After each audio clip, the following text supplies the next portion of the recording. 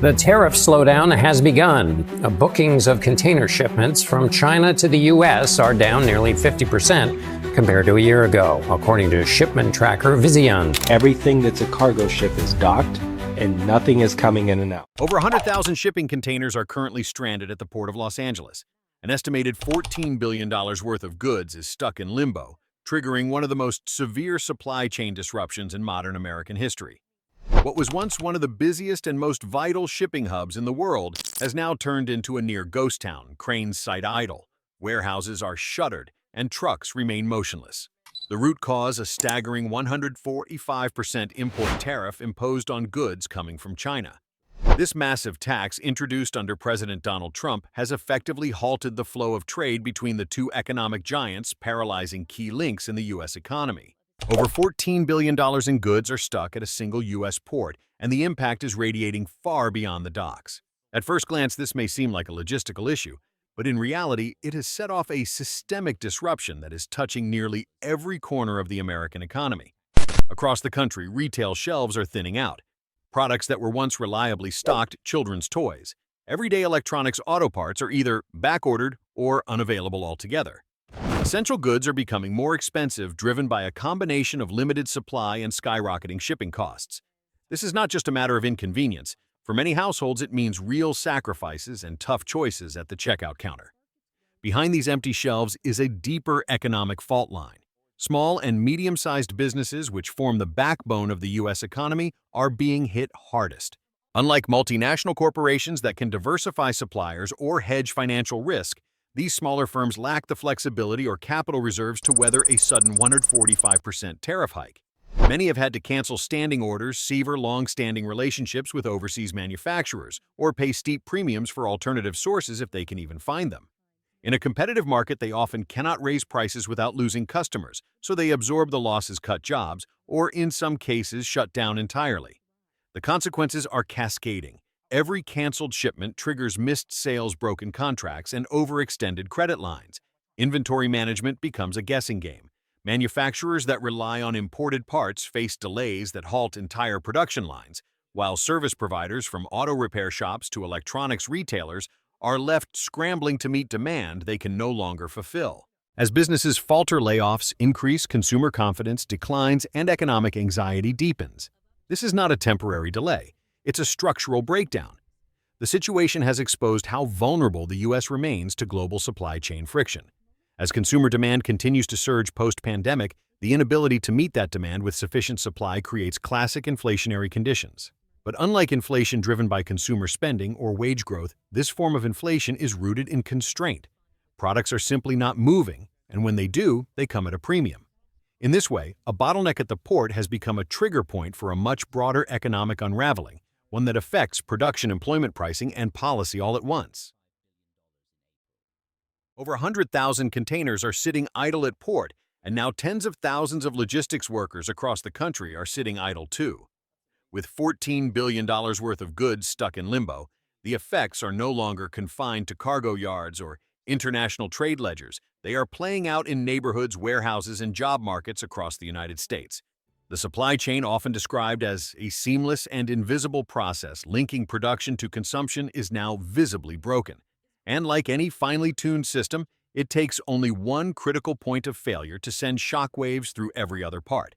The trucking industry, a vital artery of the U.S. economy, has been among the hardest hit.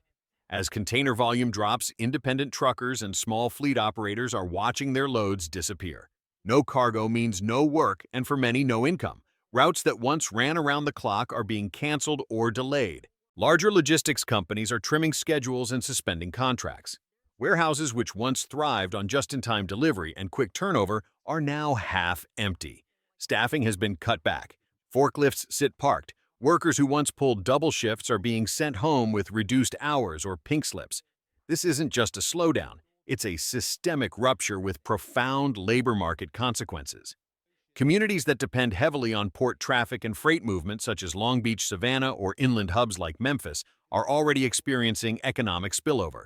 Service jobs tied to freight traffic, such as equipment maintenance, fuel services, roadside dining, and local supply vendors, are also suffering.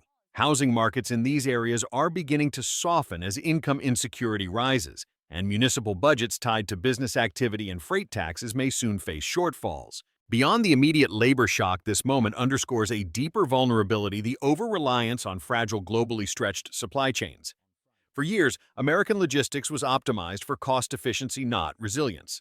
A single point of failure, such as an extreme import tariff, can cascade across the entire system. What began as a geopolitical strategy to gain leverage over China has in practice become a domestic economic stress test. And the results are increasingly clear. Many American workers are shouldering the cost of a trade war they didn't choose. This breakdown isn't abstract. It's visible in the stillness of industrial yards, the empty truck lots, and the silence of once busy warehouses. It's measured in lost wages, broken routines, and rising uncertainty. A tariff intended to protect American industry has instead revealed just how interdependent and exposed that industry truly is. Before starting with the next part, don't forget to like, share, and subscribe for more breaking news. Entire factories in Shenzhen and Guangdong have halted production for the U.S. market, as the U.S. grapples with container backlogs and supply chain paralysis. China is rapidly adjusting to the shockwave. Facing a 145% tariff wall, many Chinese manufacturers have deemed the American market economically unviable, at least for now. Production lines once dedicated to fulfilling U.S. orders have gone silent, as Chinese suppliers suspend or cancel contracts, choosing instead to redirect their focus elsewhere. Rather than waiting for U.S. trade policy to shift, Chinese exporters are proactively reconfiguring their global strategy. They're now looking to fast-growing consumer bases in Southeast Asia, Africa, and Latin America, regions less politically volatile and more open to trade deals without punitive tariffs. This isn't a short-term workaround, it's a long-term strategic pivot. In effect, the U.S. trade war has incentivized Chinese industries to accelerate diversification, potentially rebalancing global commerce away from its traditional Trans-Pacific axis. This shift doesn't just affect China or the U.S., it could permanently alter the architecture of global supply chains. As Chinese goods find new destinations in and emerging markets fill the vacuum left by a decoupling U.S.-China trade relationship, supply chain nodes are being redrawn. Ports that once handled heavy U.S. freight may see long-term declines, while new logistics hubs emerge in places like Vietnam, Kenya, or Brazil. What started as a bilateral trade dispute is now triggering a global realignment. The U.S. may succeed in reducing its dependence on Chinese goods, but that independence comes at a cost: disrupted supply chains, inflationary pressures, and diminished leverage in shaping global trade norms. Meanwhile, China's flexibility in rerouting exports underscores its growing influence in shaping a multipolar economic world. A 145% import tariff, one of the most extreme in modern U.S. trade policy, lies at the center of this unfolding crisis. Implemented during the Trump administration, the tariff was designed as a high-pressure tactic in the broader U.S.-China trade war. It aimed to punish Beijing for what were seen as unfair trade practices, intellectual property violations, and structural imbalances.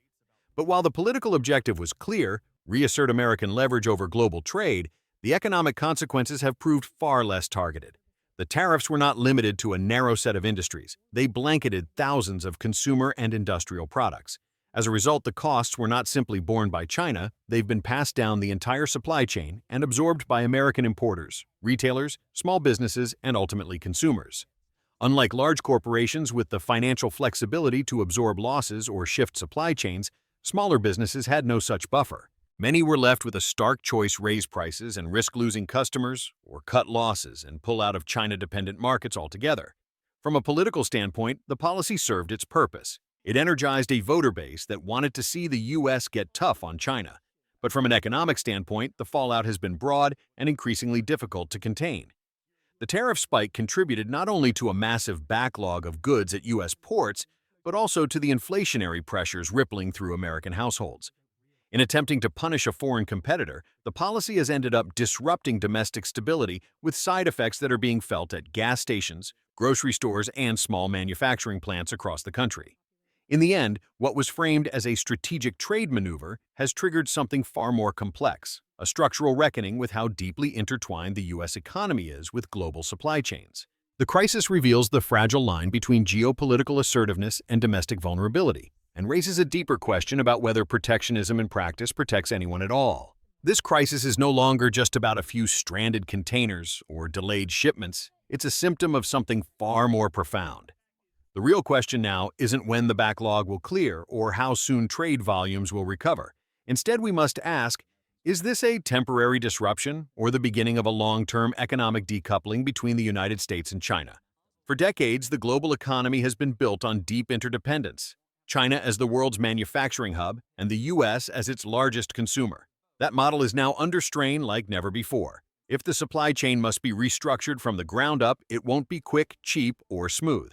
Rerouting trade routes, building new production bases, and establishing alternative suppliers in less developed markets could take years, and the costs will be substantial.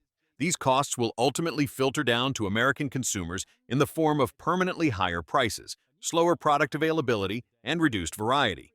What once seemed seamless and invisible, how goods appear on store shelves, has now become a geopolitical vulnerability visible to all. And so the central dilemma remains. Is the American public prepared to accept this new normal? Will voters, businesses, and households support long-term economic resilience if it comes at the cost of affordability and convenience? Or will political pressure force a recalibration toward the status quo ante?